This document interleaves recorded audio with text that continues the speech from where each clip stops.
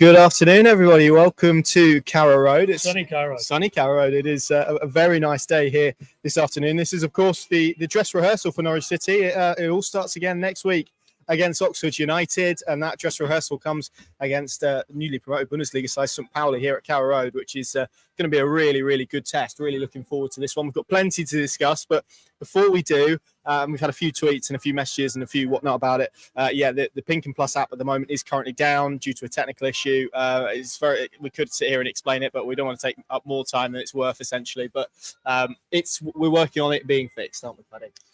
Yeah, no, huge apologies. Yeah, I mean, actually, the guy who's the IT lead on that is on holiday this week, and he's interrupted his holiday to try and resolve it.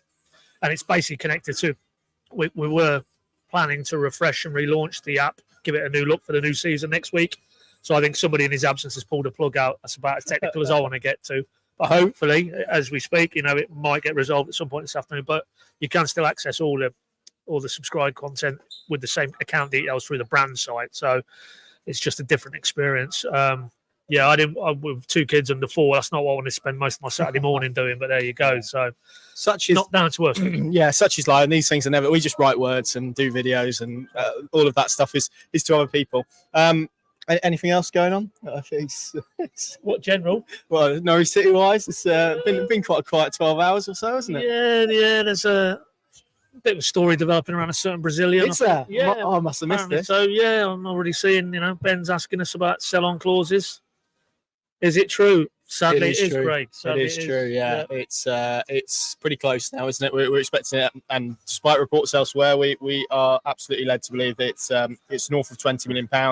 It is sounding like increasingly it's going to happen. We're not expecting him to be involved today, Paddy. No, he is here. He is here. He is here, physically here. But Galatasaray officials flew in last night. Bit of a debate whether he does his medical here or in Turkey, but that is done. All agreed. Personal terms not an issue. By all accounts, he's going to quadruple his current salary. So that gives you an idea of the spending power of Galatasaray. There was interest from Italy. There was interest from the Premier League, but it's the Turks who have really pushed the needle, and all parties are in agreement. And some officials in Norwich as well as we understand from Galatasaray. Yeah. So. And I think there may just be a final glimpse of Gabriell Sara, final whistle. I think the plan is he is here watching, but as they did against Magdeburg last Friday, they will obviously tour around and show their appreciation to the fans at the end of this game. If all goes to plan, and Gabriell Sara will join them on the pitch for that. So if you're here today, that's your last chance to say goodbye to a very talented young man who hopefully will go on and have another good career. I mean, Champions League. Yeah, we're speaking to one or two officials, and he's expressed this before. He has a burning desire to represent Brazil internationally, and why wouldn't you? And maybe he feels that, as you said there, Connie, going playing in the Champions League, high-profile club in Turkey, that might give him the platform to kick on, and it might not be his end destination career-wise, club-wise, but it certainly might get him a step nearer that Brazil team. Yeah, and we've got the starting lineup for today's friendly. So Norwich City lining up like this: gunning goal, Stacey, Sorensen, Hanley, and Chris Sene as the back 4. McLean, Nunez, and Gibbs as the midfield 3. Rowe and Sainz either side of Josh Sargent. The bench: Long, Mayer, Duffy, Warner, Hills, Fisher, Fashnats, Hernandez, Miles, Kamara, and Idah. So I'll just run through that again. Gunning goal, a back 4 of Stacey, Sorensen, Hanley, and Chris Sene.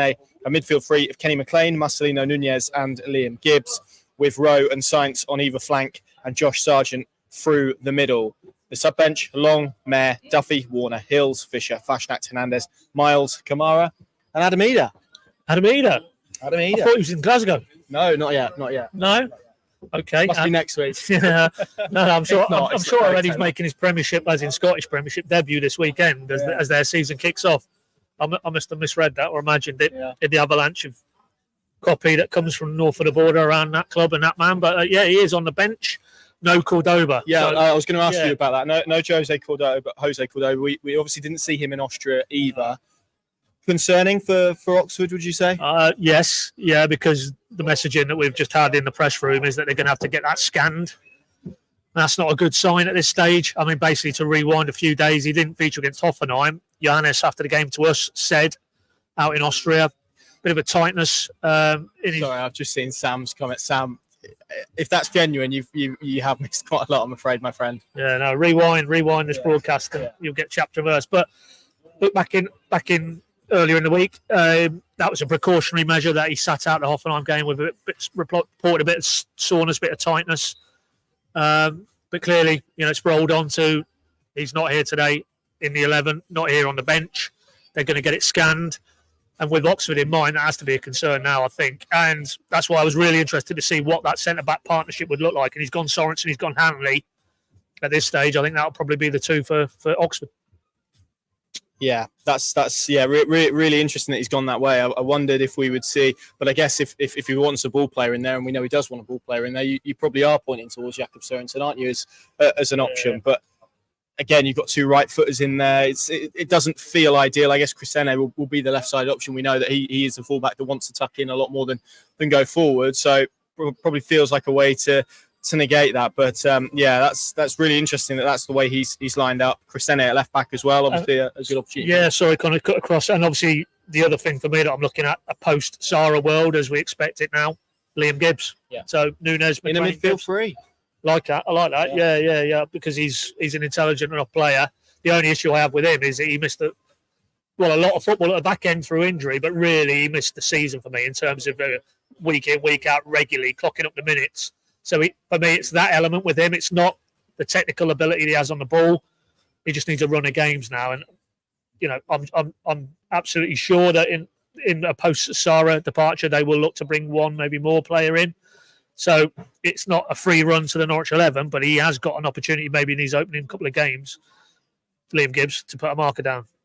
Yeah, indeed. No Gabe Forsyth in the matchday squad. Let's believe that's a slight knock for him rather than anything else. Adam Idah, I mean, we kind of spoke about him there. It's been a busy week for him, hasn't it? Obviously, we had the incident last Sunday where he didn't report for the flight with the rest of the first team. Did eventually make his way to Austria. You asked Johannes Hoftorp about him on Tuesday night. He was quite scathing in terms of his remarks and outlined the reasons in pretty frank terms as to why that was the case. But he did say that he would be reintegrated into the squad, makes the bench today. Yeah, as he said, it was very clear where Johannes felt, and the standout line for me was for reasons that weren't acceptable. There wasn't mitigation there as far as the Dane was concerned, why he wasn't able to make the rendezvous point to fly out with the rest of the squad. But also in that, which was for me quite considered. He's obviously thought about what he wants to say. There was a lot of messaging. Look, he's a good boy at heart. We'll work with him. We'll bring him back into the fold. And you're seeing evidence of that today because as it stands, we've started this broadcast talking about Zara and Galatasaray, and they've hit the figures Norwich want. Celtic or any other club for that matter haven't done with Adam Idah. So he is a Norwich player. And if he's a Norwich player, then why wouldn't you have him in and around the group, particularly with Barnes injured? Yeah, agreed. And we know where Sargent is in terms of his own fitness. And I haven't seen him doing 90 minutes, have we, for a period of time? Just to clarify, Harry, he's actually here.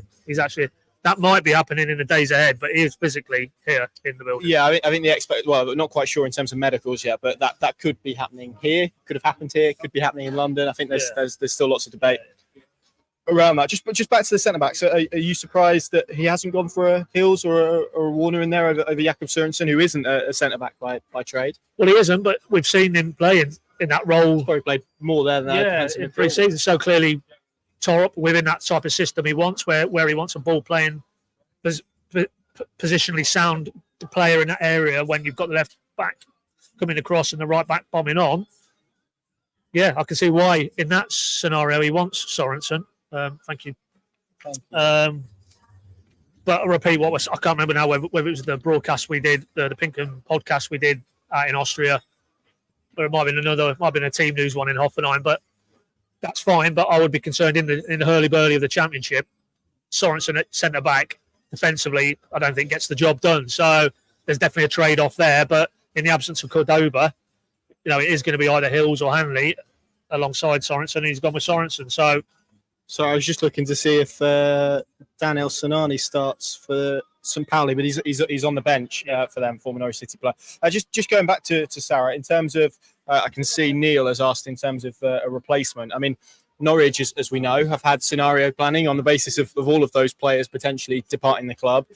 Would you expect to see things move quite quickly in terms of a replacement for Gabriell Sara? Yeah, I think I would, actually, because for that reason, we were out speaking to the people who matter in Austria, and it was very much that if it's Sara, if it's Rowe, if it's Sargent, if it's Idah, they don't just suddenly turn a page and it's a blank sheet of paper. Neil Adams, Ben Napper, they've done plenty of work for these eventualities, and this one now is very close to becoming a fact. And so they have to replace Gabriell Sara, and so they will have players in mind. The interesting permanent or loan, do you think? Depends if they want more than one, really. If they want more than one, then you'd think they wouldn't make 2 permanent additions, because there might need to be elements of other parts of the squad they might have to be reactive to. I think the more interesting element is now that they go back into the market armed with, we'll say, the thick end of 20 mil in their back pocket. There's obviously a San Paolo. And they won't be spending all of that. Well, this is it. This is barely it. any of it, probably. Well, exactly. Yeah, they're not going to be putting down 5 million here, 10 million there. But any club they do approach will know that they have that funds. So how does that alter? It's all very well having done your spreadsheet work and you've identified players. But when you go for said players now, post Sara, are they going to find that some of the values may have ticked up a notch? So I'm sure they're well aware that might be the scenario. But yeah, you would feel this isn't going to be something that we're still pondering going into the final week or so of the window. I think they will be ready now to activate certain players who they've targeted in the event of, as it's turned out, Gabriell Sara departing. Yeah, I just going back to the defensive point. Obviously, there's been a lot of chat around Callum Doyle. Still feel Norwich are hopeful around that. And Manchester City play their final game against Chelsea in America tonight, and then they fly back. So potentially could be some movement on that next week. Is there a world, do you think, in which he could, if Cordoba is ruled out for Oxford, and obviously it all gets done ahead of that game, could he come in as the left-sided centre-back and alongside a right-sided option? It's a good shout. Yeah, I mean, you would say, well, it's precious little time to even learn the names of his new teammates, let alone have a lot of choice. Let alone the structure. Yeah. But then you remember last season, Maresca, very similarities in terms of how he sets it to how Torup does. And I know he was injured second part of the season, but he did play a lot of games in that hybrid left back, left centre back role. So yes, he's been playing all through pre-season with Man City. That's a level and above the Championship. So could he come in and play against Oxford? Yes. I think the only question mark for me would be, if we're talking that only happens mid to the back end of the week, then you really are asking a lot of him to almost throw him in. Week, yeah, you? If it's done early part of the week, then yeah, you have a few training sessions to assimilate him, and I could definitely then see him start at Oxford. Yeah. Just final one on Gabriell Sara, then we'll move it towards today's game. But just a word from him as a professional. We've seen him. He's played every game in pre-season. The way he's conducted himself, the professionalism that he's shown. I think Torup spoke about that as well. He if he does come out on the pitch post game, he deserves a decent send off, doesn't he? Oh, tremendous! Yeah. For those reasons, he has given his all in a Norwich shirt. I can't remember now off the top of my head, but it was something ridiculous, like 25 goal contributions last season. I mean, he was, by some measure, maybe Sargent you could debate, but Norwich's most creative influence. Johnny Rowe, injuries stunted his development along that same path. But Gabriell Sara, the quality. I mean, go back and look at the show reel. Some of those goals. What was the goal of the season contender? He whacked in on the volley from the edge of the box. Rotherham. Yeah, I mean, what a goal that is. Privileged to see that man play, and you just hope he goes on. A bit like Maddison for me, fulfills potential, because the potential's there. He's too good for the Championship. Let's be honest, he's a cut above the Championship. He's going to be playing the Champions League next season. Exactly. So if he catches fire there in a Galatasaray shirt in the Champions League, then who knows where that takes him in terms of club and international level. And it'll be great to feel that Norwich was a key staging post. And I was thinking about this last night. Actually, it doesn't half do Norwich a lot of favours, because we know they've still retained their South American network, scouting-wise, to actually now go back to South America, looking to sign players and put on the table a Gabriell Sara case study. Look, we're your window into Europe, not just England, into Europe. Look at the market. Look what you could uplift in terms of value for a player. I think you'll find they're going to be, if not in this window, in windows to come, going back into that territory. And I think they'll be finding quite a receptive audience, because, albeit it wasn't Ben Napper, it was his predecessor, but that has paid dividends. What did they pay initially? 6 million for Sara. They're going to sell him north of 20 plus add-ons. Minus Sao Paulo's cut. Anyway, you cut it financially, tremendous business, and also footballing wise. Look at the football he played in the Norwich shirt. So that has been an unbelievable success, and let's hope they can find a few more in that territory. Yeah, indeed, and as you said, from what a Championship signing a couple of years ago to the Champions League, it is incredible. So we wish Gabriell Sara all the best, and just to answer this question Matt, it takes the pressure off. But equally, if someone comes to the table with significant offers for those two players, I think Norwich would still be in a position where they would have the conversation. But again, it puts them, as I said, in a much stronger negotiating position for those. Final pre-season game here today, Paddy, against St. Pauli. Really good test. They beat Lyon in the week in Austria, actually, and their season starts a little bit later, but they're preparing for a Bundesliga campaign themselves. This is going to be a really good test for Norwich City, isn't it, here today, ahead of, obviously, that curtain raiser against Oxford at the Kassam Stadium next weekend. It is. I mean, obviously, it's not ideal in terms of no Cordoba and one or two other issues now they're having to deal with, but I'm sure there'll be other teams around the Championship this weekend and having to deal with the same going into the next week's kickoff. I feel it's in a Hoffenheim vibe. They'll be playing against a very good, technically gifted side. They've changed their manager, so it's interesting, how much this new guy's come in and been it's able not David Wagner. No, apparently he was in the running, so we're led to believe. So, but that would have been quite fun. That would have been quite strange. Yeah, but so today I think, like Hoffenheim, there might be spells where it will be. Can they be more robust defensively than they were on Tuesday night? And then you hope when they do get their periods of play, we again start to see. And Thorup said, that was for him their best pre-season performance so far. If we leave the ground today and he's saying no, this topped it, then you'd feel okay. Even allowing for some injury issues and now a transfer dimension with Sara, reasonably confident going into Oxford. But I don't suppose it matters too much today. The result, again, it's like it has been in the last 2 or 3 of these pre-season games. Performances, players really understanding what the Dane wants from them. I watched it this morning, actually, that dugout cam that the club put out from Tuesday night. And just, his demeanour on the touchline, and he's almost coaching players. You can see that in that clip. And what you want, and we've talked about this a few times this summer, it needs to become intuitive that those players implicitly understand and are in the positions on the pitch. Yeah. Rather than, almost painting by numbers. And it still feels as we get to this stage of pre-season, we're still in the former rather than the latter. And it might even take weeks into the season until you get to that point. But a little bit more evidence today, peel another layer or two are off. And, hopefully some football that this crowd can go home and think, yeah, I like what I'm seeing there.